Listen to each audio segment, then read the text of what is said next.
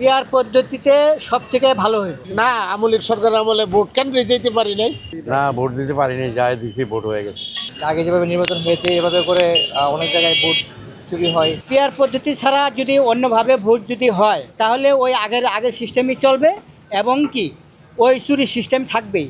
আমরা ভোট দিছি এক জায়গায় আর ভোটটা চলে গেছে আরেক জায়গায়। পিআর পদ্ধতিতে সবথেকে ভালো হয়। পিআর পদ্ধতির নির্বাচন দিলে কোনো চুরি ডাকাতি চলবে না, আর কোনো চুরি ডাকাতি থাকবেও না। এটাই সব থেকে নিরাপদ, এটা আমরা বুঝি। আর না, ভোট দিতে পারি নাই, এইভাবে ওই যে চুরি ডাকাতি এরকমই হয়েছে। যদি পিআর পদ্ধতিতে যদি হয় তাহলে আমরা আশাবাদী যে আমরা সুষ্ঠুভাবে ভোট দিতে পারবো এবং ভোট নিরাপদভাবে হবে।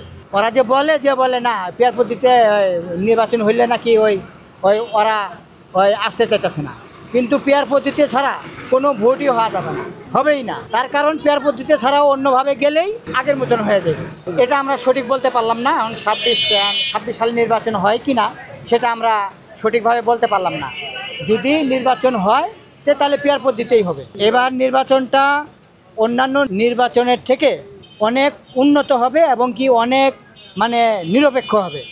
পিআর পদ্ধতি ছাড়া যদি অন্যভাবে ভোট যদি হয় তাহলে ওই আগের সিস্টেমই চলবে এবং কি ওই চুরি সিস্টেম থাকবেই। আমরা ভোট দিছি এক জায়গায় আর ভোটটা চলে গেছে আরেক জায়গায়। তো ওইভাবে যদি হয় তাহলে আমরা কিভাবে আশাবাদী যে আমরা এই ভোটেও ওই সুষ্ঠুভাবে হবে? আমরা কোনো আশাবাদী না। পিআর পদ্ধতি ছাড়া আমরা কোনোভাবেই কোনো আশাবাদী না। আমরা আগের মতো অনেকভাবে দেখেছি যে আগে যেভাবে নির্বাচন হয়েছে এভাবে করে অনেক জায়গায় ভোট চুরি হয়, তারপরে অনেক চিন্তাই হয়। তো এখন যে নতুন যে পিআর পদ্ধতি এটা অনেক দেশে এটা প্রচলিত আছে।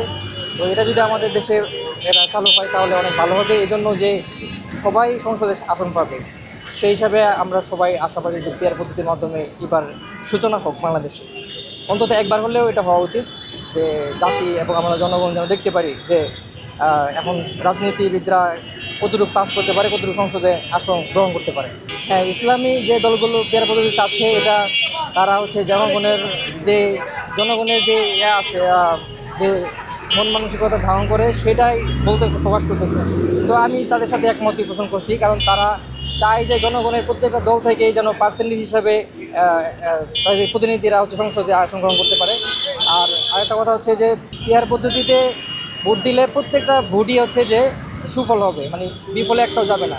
আমি যে আমার প্রার্থীকে ভোট দিব সে একটা পার্সেন্টেজ সেখানে জমা হবে। তো শিওর আমি মনে করি যে পিআর পদ্ধতিটা সব থেকে ভালো হবে।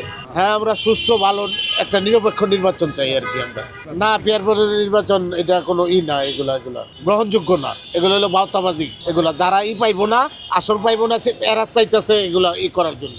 কথা কোনটা বোঝে? আমরা সুষ্ঠু নির্বাচন চাই, জনগণ যেভাবে ভোট দিব সেই করবে।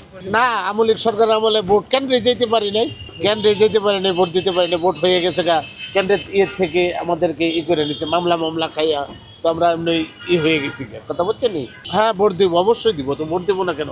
16 বছর ভোট দিতে পারি নাই। কথা কোনটা বলছেন? দিতে নাই, কোনো ভোটে দিতে পারি নাই। সিটি কর্পোরেশন দিতে পারি নাই, আর কোনো ভোট দিতে পারি নাই। হাসিনার সন্ত্রাসীরা এই কাজ কারবার করছে এলাকার মধ্যে, করছে এরা অস্ত্র লইয়া করছে। কথা বলছেন?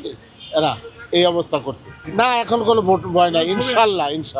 এখন বর্তমানে কোনো ঝামেলা নাই, চলতেছে, খাইতেছি, ডাল ভাত খায় শান্তি আছে। আর সামনে কি হয় এটা বলা যায় না। এখন যেটা আইব সেটাই চলবো, সমস্যা কি? যেই আসবে এটা তো জোরের কিছু নাই। না, ভোট দিতে পারিনি, যাই দিছি ভোট হয়ে গেছে। হ্যাঁ, ভোট যেটা পাই সেটা তো দিব, যদি যায় পাই